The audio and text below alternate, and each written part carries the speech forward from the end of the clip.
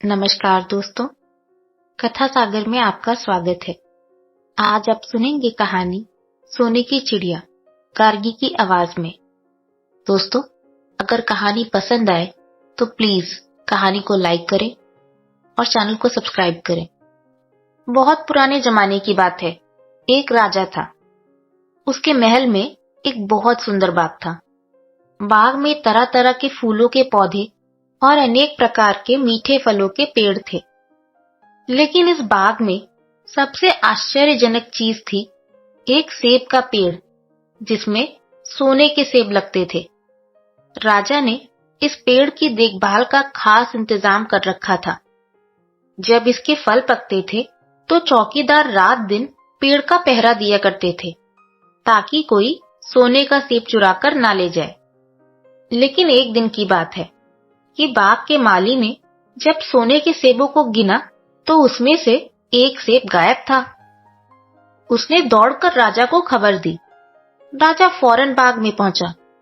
उसे यह देखकर बड़ा आश्चर्य हुआ कि देखभाल का इतना पक्का इंतजाम होने पर भी एक सेब किसी ने चुरा लिया। उसने ऐलान किया कि जो कोई सेब को चुराने वाले चोर का पता देगा, उसे इनाम दिया जाएगा। सबसे बड़े राजकुमार ने राजा से कहा कि रात में वह पहरा देगा और चोर को पकड़ने की कोशिश करेगा। राजा ने उसको इसकी अनुमति दे दी। बड़ा राजकुमार रात में पहरा देने लगा, लेकिन 2 घंटे बाद ही उसे नींद आ गई और वह सो गया।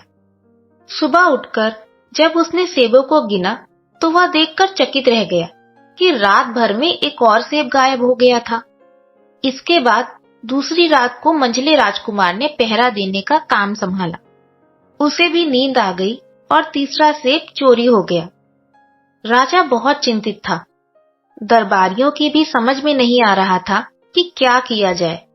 सब लोग उदास बैठे थे कि इतने में सबसे छोटा राजकुमार आया और उसने कहा कि आज की रात मैं पहरा दूंगा और चोर को पकड़ूंगा। राजा इस राजकुमार से खुश नहीं रहता था। वह उसे मूर्ख भी मानता था। उसने उसे डांटते हुए कहा, तुम क्या समझते हो? क्या तुम्हें इसमें सफलता मिलेगी? तुमसे बड़े और तुमसे ज्यादा समझदार दोनों राजकुमार इस काम में असफल हो चुके हैं। तुम जाओ, अपना काम करो। लेकिन छोटा राजकुमार नहीं माना। उसने राजा से प्रार्थना की कि उसे एक मौका जरूर दिया जाए। अंत में राजा राजी हो गया। राजकुमार रात में पहरा देने लगा। उसने तय किया कि वह किसी भी हालत में नहीं सोएगा और चोर को जरूर पकड़ेगा। जब आधी रात हुई और 12 बजे का आखिरी घंटा बजा तो राजकुमार ने देखा कि एक सुंदर सोने की चिड़िया कहीं से उड़ती हुई आई और सेब के पेड़ पर बैठ गई। उसने देखते देखते सोने का एक सेब तोड़कर अपनी चोंच में पकड़ लिया। राजकुमार ने फौरन निशाना साधकर तीर चला दिया, लेकिन तीर चिड़िया को नहीं लगा और वह पंख फड़फड़ाकर उड़ गई। हाँ, इतना अवश्य हुआ कि उसका एक सुनहरा पंख टूटकर जमीन पर आ गिरा। दूसरे दिन सुबह राजकुमार ने राजा को सारी बात बता दी और वह सोने का पंख उनके सामने रख दिया। पंख इतना सुंदर और इतना कीमती था कि राजा उसे देखता ही रह गया। उसने कहा, अगर उस चिड़िया का एक पंख इतना सुंदर है तो वह पूरी चिड़िया कितनी सुंदर होगी। मैं चाहता हूं कि कोई उस चिड़िया को पकड़ लाए। सबसे पहले बड़ा राजकुमार इस काम के लिए रवाना हुआ। चलते चलते वह एक जंगल में पहुंचा। वहां उसने एक लोमड़ी को एक पेड़ के नीचे आराम करते हुए देखा। राजकुमार ने मौका देखकर तीर अपने धनुष पर चढ़ा लिया। वह तीर छोड़ने ही जा रहा था कि लोमड़ी ने चिल्लाकर कहा, राजकुमार, मुझे मत मारो। मुझे पता है कि तुम सोने की चिड़िया की खोज में निकले हो। तुम मेरी राय मानो तो तुम्हारा काम जल्दी पूरा हो जाएगा। तुम इसी रास्ते से सीधे चले जाओ। शाम होने पर तुम एक गांव में पहुंचोगे। वहां तुम्हें आमने सामने 2 सराय मिलेंगी। एक सराय खूब सजी सजाई और सुंदर सी होगी, लेकिन तुम उसमें मत ठहरना। तुम उसके सामने वाली दूसरी सराय में ठहरना, जो बहुत मामूली और देखने में भी भद्दी सी होगी। ऐसा करने पर तुम्हारा काम आसानी से पूरा हो जाएगा। लोमड़ी की बात सुनकर राजकुमार को हंसी आ गई। उसने डांट कर कहा, भाग जा यहाँ से, मुझे तेरी सलाह की जरूरत नहीं। यह कहकर उसने तीर छोड़ दिया, लेकिन लोमड़ी बहुत चालाक थी, वह बचकर निकल भागी। राजकुमार आगे चलता गया। शाम को जब वह एक गांव में पहुंचा तो उसने देखा कि वहां सड़क के किनारे सचमुच 2 सराय थी। उनमें से एक सराय खूब सजी सजाई थी और उसके अंदर से लोगों के नाचने गाने की आवाजें आ रही थी। दूसरी सराय भद्दी सी थी और वहां अंधेरा घिरा हुआ था। राजकुमार सजी सजाई सराय में ठहर गया। थोड़ी देर में वह भूल गया कि वह असल में सोने की चिड़िया की खोज में निकला था। उधर जब काफी समय बीत गया और बड़ा राजकुमार नहीं लौटा तो मंझला राजकुमार सोने की चिड़िया की खोज में चल पड़ा। वह भी उसी तरह चलते चलते जंगल में पहुंचा तो वही लोमड़ी उसे भी मिली। इस राजकुमार ने भी लोमड़ी की बात पर कोई ध्यान नहीं दिया। जब वह शाम को उस गांव में पहुंचा तो बड़े भाई की तरह सजी सजाई सराय में ठहरा। वहां के नाच रंग में मस्त होकर वह भी अपना काम भूल गया। यहाँ तक कि उसे घर लौटने की भी सुध न रही। अंत में सबसे छोटे राजकुमार ने राजा से कहा कि मैं सोने की चिड़िया की खोज में जाऊंगा। राजा को विश्वास था कि जब उससे बड़े दोनों राजकुमार इस काम में सफल नहीं हुए तो इसे और भी सफलता ना मिलेगी।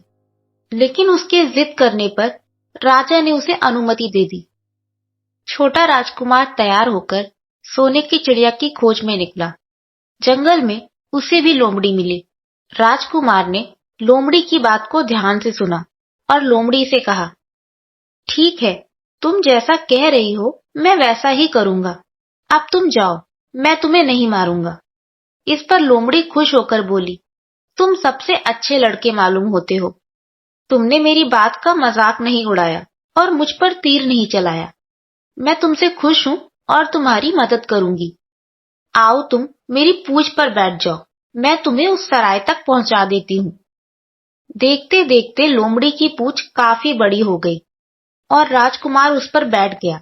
उसके बैठते ही लोमड़ी हवा में उड़ने लगी और थोड़ी ही देर में मैदानों और पहाड़ों को पार करके उसी गांव में जा पहुंची। राजकुमार ने उसकी सलाह मानकर छोटी और पुरानी सराय में ही डेरा डाल दिया। वह दूसरी सजी सजाई सराय से दूर रहा।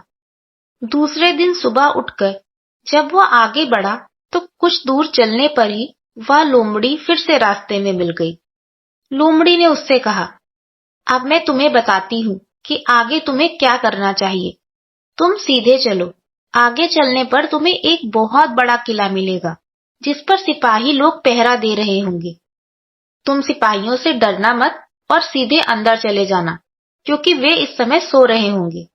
तुम बेधड़क होकर किले में घुसते चले जाना और उनके कमरों को पार करते हुए उस जगह तक पहुंच जाना जहां लकड़ी के एक मामूली से पिंजरे में सोने की चिड़िया बंद है। तुम चिड़िया को पिंजरे सहित उठाकर किले से बाहर ले आना। लेकिन एक बात याद रखना, चिड़िया के पिंजरे के पास ही एक बहुत सुंदर सा सोने का पिंजरा भी रखा होगा।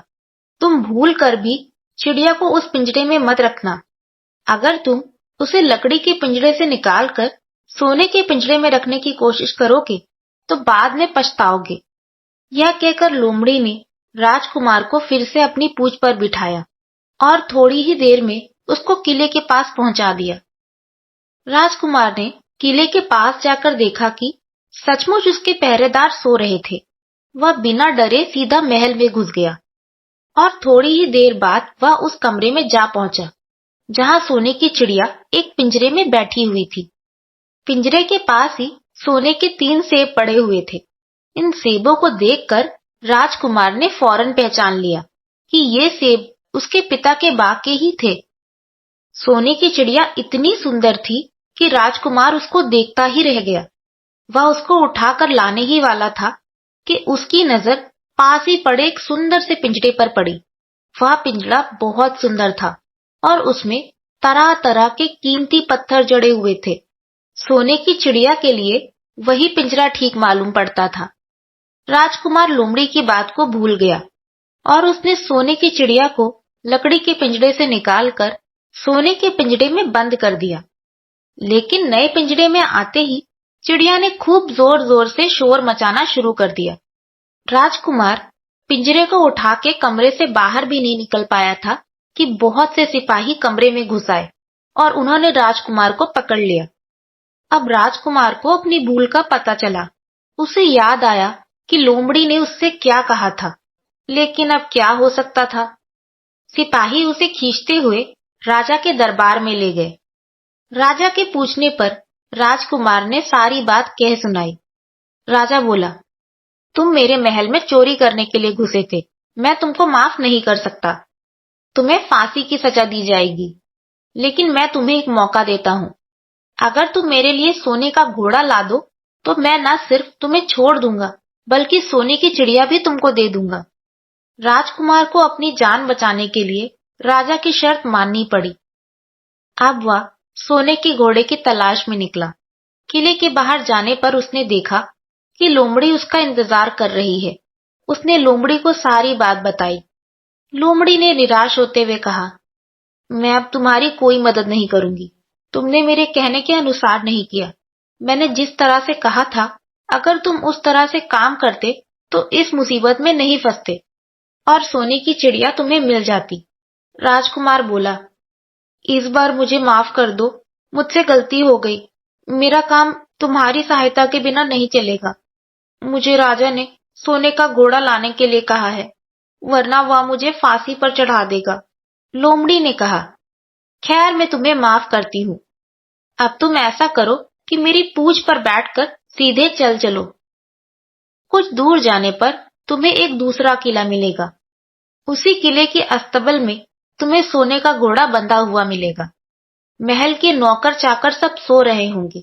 तुम चुपचाप जाना और घोड़े को खोल लेना, लेकिन एक बात याद रखना, वहां घोड़े के पास ही घोड़े पर कसने के लिए 2 जीनें रखी होंगी।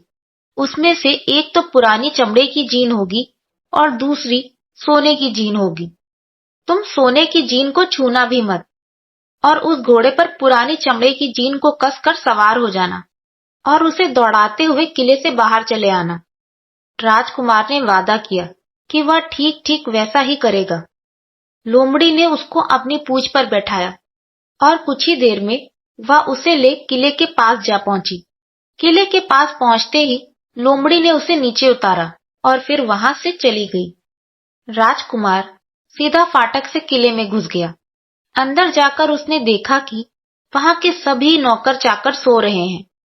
थोड़ी ही देर में वह किले के अस्तबल में जा पहुंचा। वहां एक बहुत सुंदर सुनहरा घोड़ा बंधा हुआ था। राजकुमार ने पास जाकर देखा कि वह घोड़ा सचमुच सोने का था। ऐसा सुंदर घोड़ा उसने सपने में भी नहीं देखा था। उसने आगे बढ़कर घोड़े को खोल लिया। जब वह बाहर निकलने लगा तो उसकी नजर एक कोने में पड़ी हुई सोने की जीन पर गई। यह जीन बहुत सुंदर थी और इसमें हीरे मोती जड़े हुए थे। उसके पास ही एक फटी पुरानी चमड़े की जीन पड़ी हुई थी। इतने सुंदर घोड़े पर पुरानी चमड़े की जीन कसना राजकुमार को अच्छा नहीं लगा। उसने सोने की जीन उठा ली और घोड़े पर कसना शुरू कर दिया। इतने में घोड़ा जोर से हिनहिना उठा। किले के नौकर चाकर जाग गए।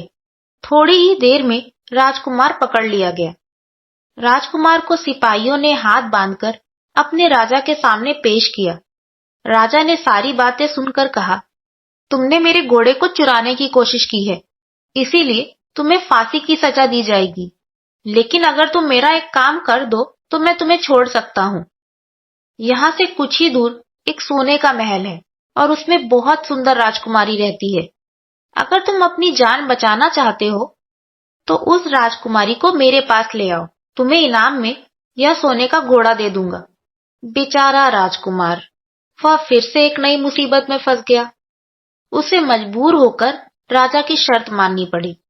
अब वह सोने के महल की खोज में निकला। कुछ दूर चलने पर फिर उसे वही लोमड़ी मिली। पता नहीं कैसे लोमड़ी को सारी बातें मालूम हो गई थी। वह बोली, देखो तुमने इस बार भी मेरी बात नहीं मानी। मेरी बात मान जाते तो यह नई मुसीबत तुम्हारे गले नहीं पड़ती। खैर मुझे तुम पर दया आ रही है, मैं तुम्हारी मदद करूंगी। चलो मैं तुमको सोने के महल के पास पहुंचा देती हूँ। तुम महल के बाहर ही कहीं पीछे छिपे रहना। जब उसमें से शाम को राजकुमारी तालाब में नहाने के लिए बाहर आए, तो तुम आगे बढ़कर उसका हाथ पकड़ लेना। जैसे ही तुम उसको छुओगे, राजकुमारी तुम्हारे साथ आने के लिए तैयार हो जाएगी। लेकिन एक बात याद रखना, तुम उसको वहां से अपने साथ ले आना। उसे वापस महल में मत जाने देना। वह तुमसे कहेगी कि मैं अभी अपने माता पिता से मिलकर आती हूँ, लेकिन तुम उसकी बातों में मत आना, वरना फिर मुसीबत में फंस जाओगे। यह कहकर लोमड़ी ने फिर से अपनी पूंछ फैला दी और राजकुमार उस पर बैठ गया। देखते ही देखते लोमड़ी हवा में उड़ती हुई कुछ देर बाद सोने के महल के पास जा पहुंची। महल के पास पहुंचते ही राजकुमार एक पेड़ की आड़ में छिपकर बैठ गया। शाम को जब राजकुमारी नहाने के लिए किले से बाहर आई, तो राजकुमार ने हिम्मत करके आगे बढ़कर उसका हाथ पकड़ लिया। उसके छूते ही राजकुमारी उसके साथ चलने के लिए तैयार हो गई। वह बोली, राजकुमार, तुम मुझे जहां भी ले जाना चाहोगे मैं तुम्हारे साथ चलूंगी, लेकिन मुझे थोड़ी देर के लिए अपने माता पिता से मिल आने दो। राजकुमार ने कहा, नहीं, यह नहीं होगा, तुम्हें तुरंत मेरे साथ चलना पड़ेगा। लेकिन राजकुमारी रोने लगी। इतनी सुंदर राजकुमारी को रोता देख राजकुमार का मन पिघल गया। अंत में वह राजी हो गया और बोला, जाओ, थोड़ी देर के लिए माता पिता से मिल आओ, लेकिन फिर तुरंत बाहर चली आना। लेकिन राजकुमारी ने जैसे ही किले में पैर रखा, किले के पहरेदार जाग गए और उन्होंने राजकुमार को पकड़ लिया। राजकुमार बहुत पछताया, लेकिन अब क्या हो सकता था। सिपाहियों ने उसे अपने राजा के सामने पेश किया। राजा बहुत निराश था। उसने उसी वक्त हुक्म दिया, इस राजकुमार को फौरन फांसी पर चढ़ा दिया जाए। यह सुनकर राजकुमार रोने गिड़गिड़ाने लगा। इस पर राजा ने थोड़ी देर विचार करने के बाद कहा, मैं अपनी आज्ञा वापस नहीं ले सकता, लेकिन अगर तुम मेरा एक काम कर दो तो तुम्हारी जान बच सकती है। हमारे किले के ठीक सामने यह जो बड़ा पहाड़ है, इसके कारण हमारे किले की सुंदरता नष्ट होती है। अगर तुम 8 दिन में इस पहाड़ को खोदकर साफ कर दो तो हम तुम्हें क्षमा कर देंगे और राजकुमारी का विवाह तुम्हारे साथ कर देंगे। राजकुमार किले के बाहर आकर पहाड़ को देखने लगा। उसके हाथ में एक छोटी सी कुदाली थी। उसकी समझ में नहीं आ रहा था कि इतना बड़ा पहाड़ 8 दिन में वह कैसे खोद सकेगा। फिर भी उसे अपनी जान तो बचानी ही थी, इसलिए वह पहाड़ खोदने लगा। धीरे धीरे 7 दिन बीत गए। इतने दिन तक लगातार खोदने पर भी पहाड़ का सिर्फ एक कोना ही खोद सका। वह दुखी होकर बैठ गया। उसे अब अपने पर बहुत अधिक क्रोध आ रहा था। वह मन में कहने लगा कि अगर मैंने लोमड़ी की बात मान ली होती तो कितना अच्छा होता।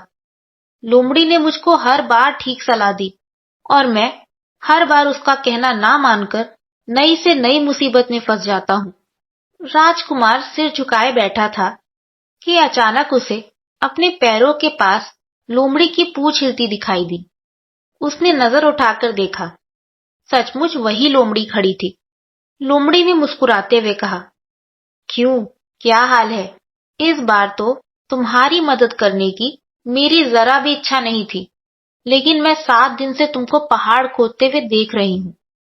मुझे दया आ गई और मैं तुम्हारी मदद के लिए चली आई।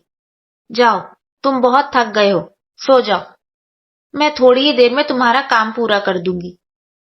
इस बार राजकुमार ने तय कर लिया था कि अब वह लोमड़ी जिस तरह कहेगी वह उसी तरह करेगा।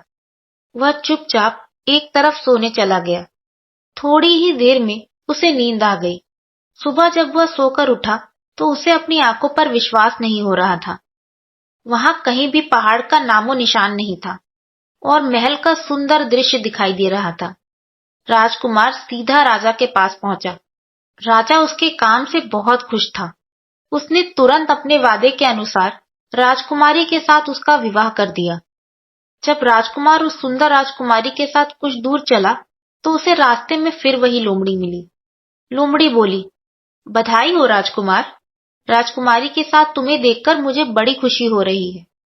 लेकिन अब तुम्हें सोने का घोड़ा और सोने की चिड़िया भी प्राप्त करनी चाहिए, क्योंकि वे दोनों चीजें तुम्हारे ही लायक हैं और तुम उन्हें आसानी से प्राप्त कर सकते हो। राजकुमार बोला, लेकिन भला मुझे सोने का घोड़ा और सोने की चिड़िया कैसे मिल सकती है? मैं तो इस राजकुमारी को भी उस राजा के लिए ले जा रहा हूँ।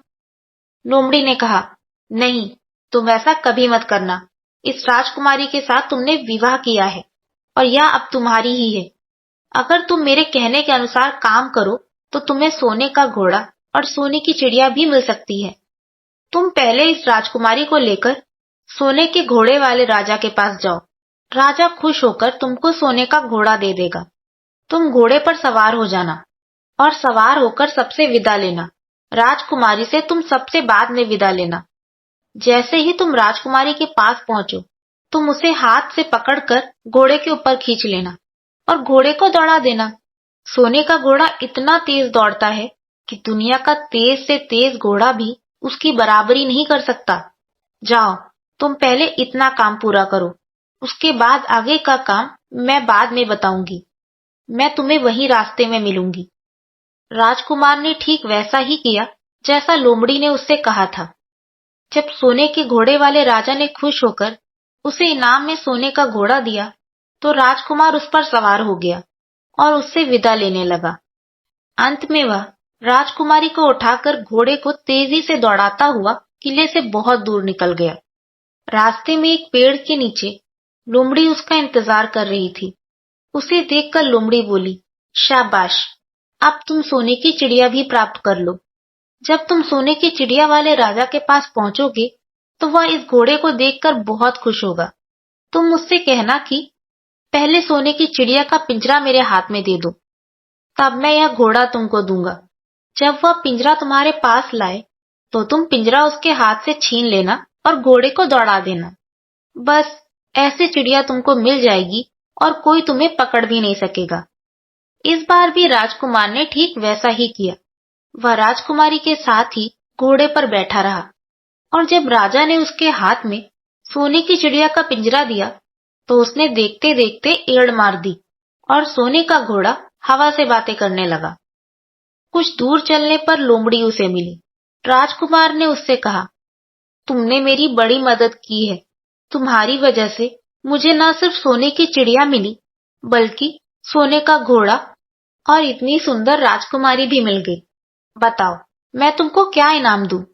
मैं तुमको कुछ न कुछ जरूर देना चाहता हूँ। लोमड़ी ने कहा, अगर तुम खुश हो तो मेरा एक काम कर दो। तुम एक तीर चलाकर मुझे मार दो। इस समय तुम यही सबसे बड़ा काम मेरे लिए कर सकते हो। राजकुमार ने कहा, भला यह कैसे हो सकता है? तुमने मेरी इतनी मदद की और मैं बदले में तुम्हें मार दूं? मुझसे यह नहीं होगा।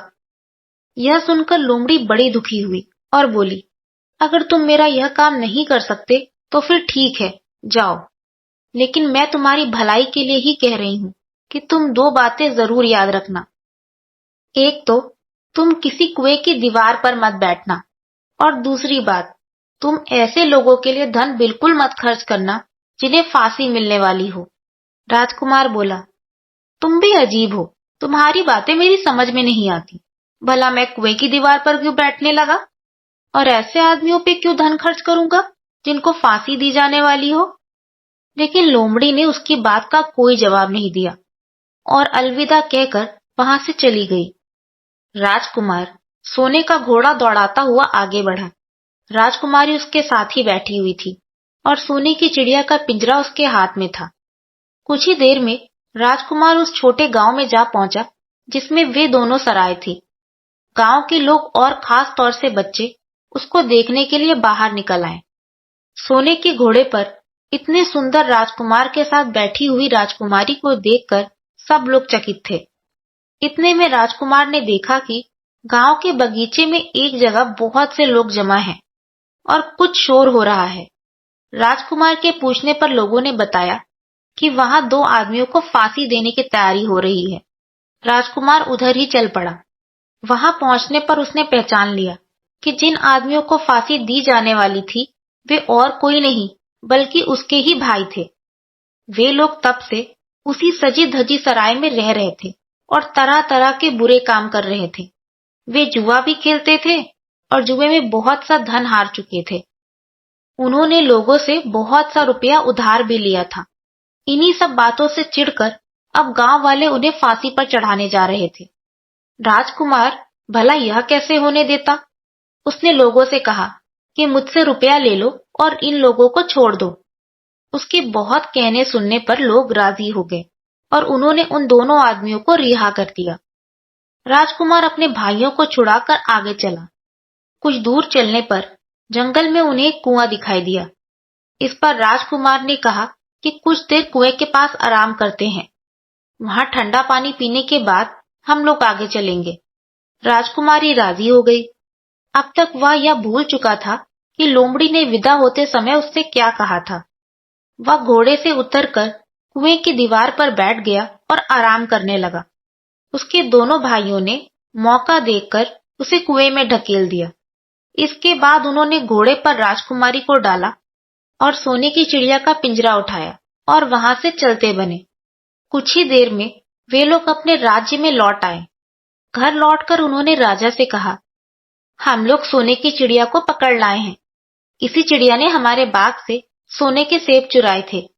इसके साथ ही हम यहाँ एक सोने का घोड़ा और राजकुमारी भी लाए हैं। राजा बहुत खुश हुआ। सारे राज्य के लोग खुशियां मनाने लगे। लेकिन राजकुमारी खुश नहीं थी। वह बराबर रोती रहती थी। उसने खाना पीना छोड़ दिया। यही नहीं, घोड़े ने भी दाना पानी बंद कर दिया और सोने की चिड़िया भी उदास रहने लगी।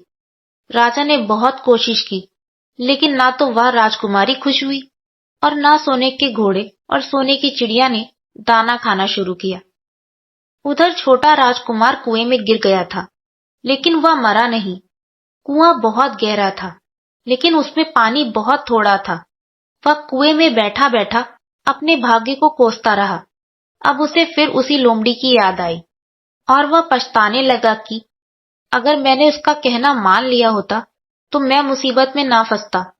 राजकुमार ने जैसे ही लोमड़ी को याद किया, लोमड़ी ना मालूम कैसे कुएं के मुंह पर आ पहुंची और बोली, देखो राजकुमार, मैंने पहले ही तुम्हें समझाया था कि किसी कुएं की दीवार पर मत बैठना और ऐसे आदमियों की मदद मत करना जिन्हें फांसी दी जाने वाली हो, लेकिन तुम नहीं माने।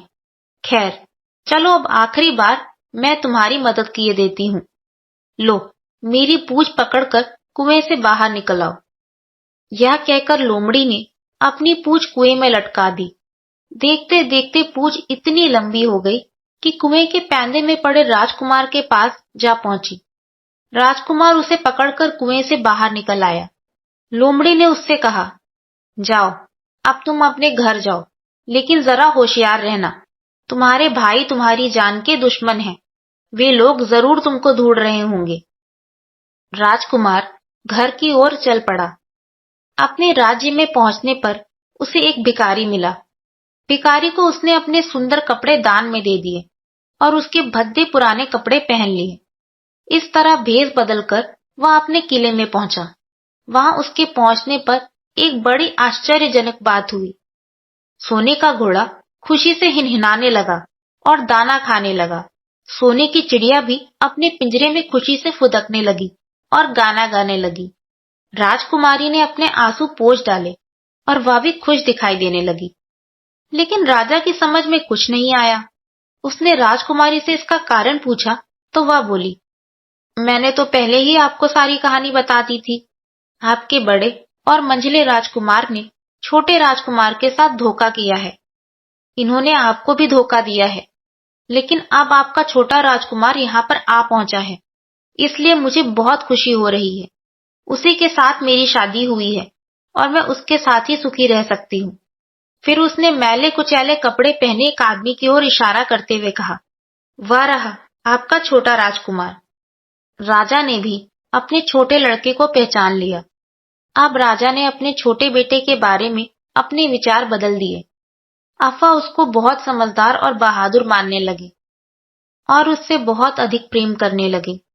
उसने उसको राजगद्दी पर बिठाने का निश्चय किया। बड़े और मंझले राजकुमार ने अपने छोटे भाई को तो धोखा दिया ही था, साथ ही राजा को भी धोखा दिया था। इससे राजा उनसे बहुत नाराज थे। राजा ने उन दोनों को अपने राज्य से निकलवा दिया। इसके बाद बड़ी धूमधाम के साथ राजकुमारी के साथ राजकुमार का विवाह हुआ और दोनों सुख से रहने लगे। लेकिन राजकुमार उस लोमड़ी को नहीं भूला था जिसने उसकी सहायता की थी। एक दिन समय निकालकर वह जंगल में उस लोमड़ी की खोज में निकला। बहुत ढूंढने के बाद एक पेड़ के खोखले भाग में उसने उस लोमड़ी को चुपचाप बैठे हुए देखा। लोमड़ी बहुत उदास थी और पहले से बहुत ज्यादा दुबली भी हो गई थी। राजकुमार को देखते ही लोमड़ी ने उसे पहचान लिया और कहा, ओहो, कहो राजकुमार, आज इधर कैसे भूल पड़े? राजकुमार ने कहा, मैं आज तुम्हें ही ढूंढने के लिए आया हूँ। चलो, मेरे बाग में आराम से रहना। वहां तुम्हें किसी तरह की तकलीफ नहीं होगी। यहाँ तो जंगल में तुम्हें खाने पीने की तकलीफ होती होगी और जंगली जानवरों और शिकारियों का भी डर बना रहता होगा। लोमड़ी ने कहा, नहीं राजकुमार, मैं यहाँ ठीक हूँ। और भला अब तुम्हें मेरे दुख से क्या लेना देना? तुम्हारा काम निकल गया। अब तुम सुख से अपने राज्य में रहो। राजकुमार बोला, नहीं, तुमने मेरे ऊपर बड़ा उपकार किया है। मैं तुम्हें इनाम में कुछ देना चाहता हूँ और अपने साथ रखना चाहता हूँ। राजकुमारी भी बहुत खुश होगी, वह भी तुमसे मिलना चाहती है। लोमड़ी बोली, अगर तुम सचमुच मुझे कुछ इनाम देना चाहते हो तो मेरा एक काम कर दो। मैंने तुमसे पहले भी कहा था कि तुम तीर चलाकर मुझे मार दो, इसी से मेरा लाभ होगा। असल में एक जादूगर ने मुझ पर जादू कर रखा है। मैं लोमड़ी नहीं हूँ। मुझे उसके जादू के प्रभाव से लोमड़ी के रूप में रहना पड़ रहा है। मैं तो उसी देश का राजकुमार हूँ जहाँ की राजकुमारी से तुम्हारा विवाह हुआ है। असल में वह राजकुमारी मेरी छोटी बहन है। अगर तुम तीर चलाकर मुझे मार दोगे तो इस जादू से मुझे मुक्ति मिल जाएगी और मैं फिर अपने देश लौट सकूंगा। राजकुमार को यह सुनकर बड़ा आश्चर्य हुआ। उसने फौरन अपने धनुष पर तीर चढ़ाया और लोमड़ी की ओर छोड़ दिया। तीर के लगते ही लोमड़ी मर गई और उसमें से एक सुंदर सा राजकुमार निकल आया। फिर दोनों राजकुमार आपस में गले मिले। इसके बाद दोनों राजकुमार वापस महल में लौट आए। वहां राजकुमारी अपने भाई से मिलकर बहुत खुश हुई।